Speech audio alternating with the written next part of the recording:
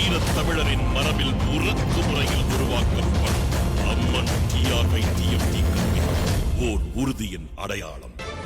அமைச்சர் செந்தில் பாலாஜியின் பெற்றோரிடம் அமலாக்கத்துறை அதிகாரிகள் விசாரணை மேற்கொண்டு வருகின்றனர். இது தொடர்பான கூடுதல் விவரங்களை வழங்குவதற்காக செய்தியாளர் அன்பரசன் இணைப்பில் இருக்கிறார். அன்பரசன், கரூர்ல இருக்க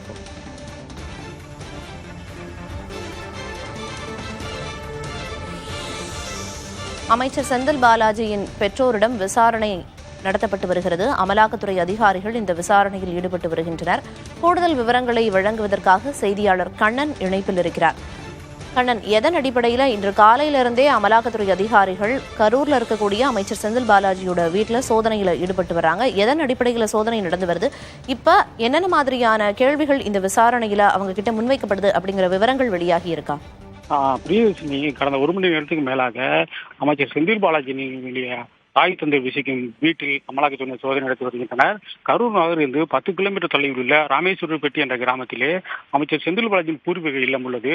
அங்கு அவருடைய தந்தை வேலுச்சாமி மற்றும் தாயார் பள்ளியம்மாள் ஆகியோர் வசித்து வருகின்றனர். இவர்களும் கடந்த ஒரு மணி நேரத்திற்கு மேலாக கேரள பதிவெண் கொண்ட ஒரு காரில் வந்த 5க்கும் அதிகமான அமலாக்கத்துறை அதிகாரிகள் சோதனை நடத்தி வருகின்றனர்.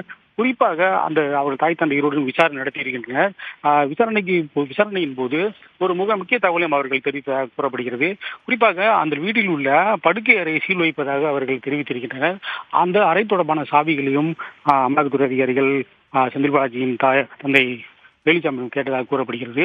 அந்த அறைக்கு தற்சமயம் சீல் வைப்பதாகவும் அவர்கள் தெரிவித்துள்ளனர். தொடர்ந்து அவருடைய வீட்டிலேயே 5க்கும் மேற்பட்ட அதிகாரிகள் அவர் தாய் தந்தை இருவரையும் விசாரணை நடத்தி வருகின்றனர். பிரியதர்ஷினி, விவரங்களை வழங்கியதற்கு நன்றி கண்ணன். நம் வீரத் தமிழரின் மரபில் உறக்கு முறையில் உருவாக்கப்படும் அம்மன் TRY-TFT கல்வி ஓர் உறுதியின் அடையாளம்.